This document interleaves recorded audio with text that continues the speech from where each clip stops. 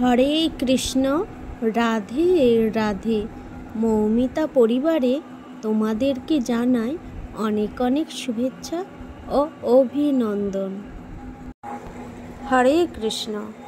আজকের আলোচ্য বিষয়টি হচ্ছে চৈত্র শুক্লপক্ষিয়ার কামদা একাদশীর মাহাত্ম্য পাঠ। আমি এবার মাহাত্ম্য পাঠ শুরু করলাম। তোমরা সকলে মনোযোগ সহকারে শ্রবণ করো। বরাহ পুরাণে ধর্মরাজ যুধিষ্ঠির শ্রীকৃষ্ণ সংবাদে মহারাজ যুধিষ্ঠির যদুকুল ভূষণ শ্রীকৃষ্ণকে বললেন, হে জনার্দন, আপনাকে নমস্কার। এই চৈত্র শুক্লপক্ষিয়া একাদশীর নাম কি? এর মাহাত্ম্য সম্বন্ধে যথাযথ বলুন।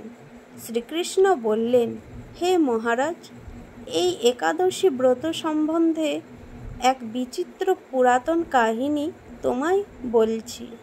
একাগ্রচিত্তে শ্রবণ করো। এক সময় মহারাজ দিলীপ তার গুরুদেব মহর্ষি বশিষ্ঠের নিকট এই একাদশীর নাম ও ব্রত মাহাত্ম্য কথা জিজ্ঞাসা করেছিলেন। তদুত্তরে বশিষ্ঠ মুনি বলেছিলেন, হে রাজন, এই একাদশীর নাম কামদা। অগ্নি যেমন কাষ্ঠরাশিকে ভস্মীভূত করতে সমর্থ, এই ব্রত তেমন বহু পুঞ্জীভূত পাপরাশিকে দগ্ধীভূত করতে সমর্থ। এই ব্রত পুত্র প্রদানকারিণী। এর মাহাত্ম্য সম্বন্ধে বলছি, শ্রবণ করো। পুরাকালে রত্নপুর নামে এক নগর ছিল। সেই নগরে মহেশ্বরশালী পুণ্ডরিক নামে এক নৃপতি বাস করতেন। বহু গন্ধর্ব, অপ্সরা, কিন্নরগণ দ্বারা সেবিত হয়ে ওই রাজা রাজত্ব করতেন। সেই সময় ললিতা নাম্নী এক অপ্সরা ও ললিত নামে এক গন্ধর্ব, তারা উভয়ে প্রীতি প্রণয়ে আবদ্ধ হয়ে বহুবিধ ধন ঐশ্বর্য বৈভবপূর্ণ গৃহে পতি পত্নী রূপে ক্রিয়ারত থাকত। একে অপরকে ক্ষণকাল না দেখে থাকতে পারত না। এক সময়ে এক মহতী সভায় রাজা পুণ্ডরিক ও অন্যান্য গন্ধর্বগণ ক্রীড়া করছিলেন। পত্নীরহিত ললিত সেই সভায় গান করছিল, কিন্তু ললিতা অনুপস্থিত থাকায় ললিতের কণ্ঠস্বর বন্ধ হয়ে যাচ্ছিল, এমনকি তালভঙ্গ হয়েও যাচ্ছিল। কর্কটক নামে এক নাগ এ রহস্য অবগত ছিল। সে রাজা পুণ্ডরিককে সব কথা বলল। রাজা ওই কথা শুনে ললিতকে অভিশাপ দিলেন, ওরে অধম দুরাচার, তুই স্ত্রীবশ হয়ে সঙ্গীতের তাল ভঙ্গ করেছিস। তুই পচা মাংসভোজী ও মানুষখেকো রাক্ষস হয়ে যা। ললিতা হঠাৎ নিজ পতির এই রাক্ষস রূপ দেখতে পেয়ে খুবই ব্যথিত চিত্তে কি করি, কোথায় যাই, এই চিন্তায় দিবারাত্র অত্যন্ত দুঃখের সঙ্গে কাটাতে লাগল। ললিতা লজ্জা ত্যাগ করে স্বামীর সঙ্গে গহন বনে বিচরণ করতে করতে একদিন বিন্ধ্য পর্বতের চূড়ায় শৃঙ্গী নামে এক মুনির আশ্রম দেখতে পেল। ললিতা তথায় আশ্রমের মুনিবরকে নম্র শ্রদ্ধা ভক্তি সহকারে প্রণাম করল। মুনি বললেন, হে শুভে, তুমি কে? কেন এখানে এসেছ?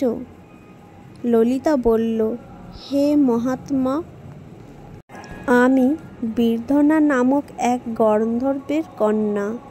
আমার নাম ললিতা। আমার স্বামী অভিশাপগ্রস্ত, তাকে আমি সঙ্গে করে নিয়ে এসেছি। হে মহামুনে, গন্ধর্বরাজ পুণ্ডরিকের অভিশাপে সে নরখেকো রাক্ষস হয়ে গেছে। কৃপাপূর্বক আপনি এর প্রতিকার করুন। মহামণি শৃঙ্গী বললেন, হে গন্ধর্বকন্যে, আগামী চৈত্র মাসের শুক্লপক্ষিয়া কামদা একাদশী, এই একাদশী পালনে সকল কামনা পূরণ হয়। তুমি আমার উপদেশানুসারে এই ব্রত পালন করে তোমার সব পুণ্যফল তোমার স্বামীকে অর্পণ করো। তোমার পুণ্য প্রভাবে ও পাপ থেকে মুক্ত হবে। ললিতা তখন উৎফুল্লিত চিত্তে ওই একাদশী নিরাহারে থেকে সমস্ত দিবাভাগে ভগবত চিন্তা ও রাত্রভাগে জাগরণে অতিবাহিত করেছিল। দ্বাদশীর দিন পূজাকালীন মুহূর্তে ভগবান শ্রীকৃষ্ণের সম্মুখে ললিতা বলল, হে প্রভু, আমি আমার পতির পাপ মুক্তির নিমিত্ত এই কামদা একাদশী পালন করেছি। আমার পুণ্য প্রভাবে তার এই পাপ দেহ দূর হোক। সে সময় রাক্ষস দেহ প্রাপ্ত ললিত তথায় ছিল।